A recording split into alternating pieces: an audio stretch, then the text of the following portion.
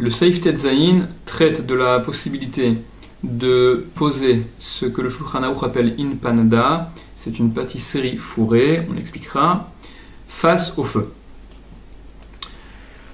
Dit le Shulchan Aruch, Mutar liten in panada keneged ha'esh, il est permis de poser une in panada, donc c'est une pâtisserie fourrée, et de surcroît fourrée avec un aliment gras, de sorte à ce que, à proximité du feu, le gras va se liquéfier, donc va passer d'un état de solide à liquide. Malgré cela, dit le Shulchan Aruch qu'il est permis de mettre cette in panda keneged ha'esh face au feu, bemakom shayad soledet, à un endroit où la température est au moins égale à yad soledet, ve'af al pi she'ashuman sheba shenikrash, et bien que la graisse, l'aliment gras, qui est à l'intérieur de cette in panada, shenikrash, qui s'est donc gélifié, qui a durci, choser venimoar, va fondre au contact de la chaleur. Le Shulchan Aruch dit que c'est permis, et le Mishnah Berurah explique que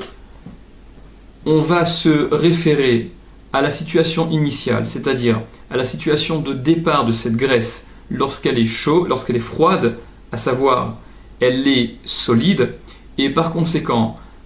d'avar yavesh, quelque chose de sec, de solide, qui a déjà subi une première cuisson, n'est plus matière à cuisson, en bishul achar bishul, et quand bien même le produit obtenu sera quelque chose de liquide, ce qu'il compte de retenir, c'est la situation de départ, à savoir cette graisse lorsqu'elle était froide, et donc on lui attribue et on conserve son statut de solide, qui n'est donc plus matière au bichoul, malgré le fait que la chaleur aura pour effet de liquéfier cette graisse qui avait durci, qui s'était gélifiée. Et le Taz pense différemment. Le Taz explique que le Shulchan Aruch considère que cette graisse, puisqu'elle va fondre, elle est à considérer justement comme davar lar, quelque chose de liquide, et par conséquent le Taz dit que la permission du Shulchan Aruch, c'est simplement de poser un endroit où la chaleur n'atteindra pas yad soledet. Mais ça n'est pas l'opinion des autres poskim.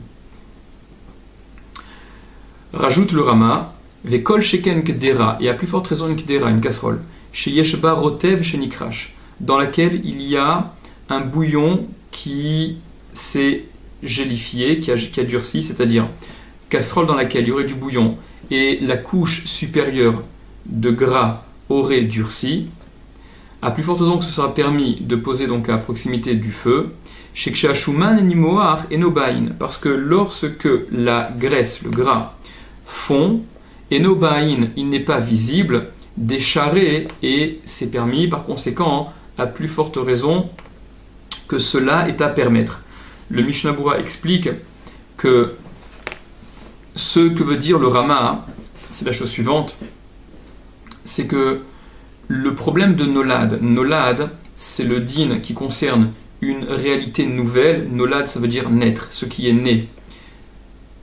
Au moment où la casserole avec cette soupe était froide, la couche supérieure, qui était la couche supérieure de graisse, qui avait durci, qui s'était gélifiée, elle est dure et elle deviendra liquide au contact de la chaleur. Ce liquide, cette graisse liquide, ne pose pas de problème de nolad, de nouvelle réalité, c'est-à-dire liquide qui arrive maintenant, que l'on obtient maintenant et qui n'existait pas auparavant. Le problème de nolad ne se pose pas parce que immédiatement, lorsque cette couche de gras fond, elle se mélange avec la soupe qui est au-dessous et donc elle ne sera pas visible de façon indépendante à cause de cette fonte. Par contre, précise le Mishnah Berurah, ce dont parle le Rama, le Kol Sheken, à plus forte raison qu'il y a lieu de permettre cette casserole avec cette soupe, ne concerne que le problème de nolad, c'est-à-dire cette couche supérieure de gras qui, de dur, passe à l'état de liquide, mais au sujet de la soupe qui se trouve au-dessous, et qui, elle, était liquide et est restée liquide, alors bien entendu qu'elle est à nouveau sujet à la cuisson, puisque pour un liquide, yesh bishul achar bishul, et par conséquent, ce dont parle le Rama,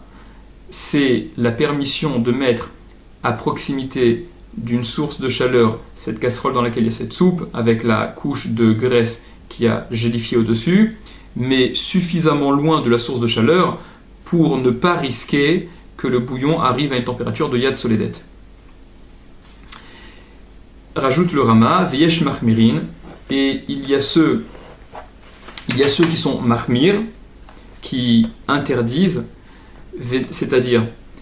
il y a ceux qui pensent que même dans un cas comme celui-là, donc cette casserole dans laquelle il y a une soupe avec une couche de graisse qui aurait durci au-dessus, qui considèrent que c'est également c'est également soumis à l'interdiction de nolad, au problème de nolad, parce que ça n'est pas similaire, ça ne ressemble pas à ce qui fait unanimité et qui est permis, à savoir prendre un glaçon que l'on met dans un verre d'eau ou d'une autre boisson, où là il n'y a véritablement aucun problème de nolad, parce que le glaçon qui passe de l'état de solide à liquide, lors de cette transformation, il n'y a absolument rien de visible. Le liquide qui est obtenu à partir de ce glaçon, qui se mélange instantanément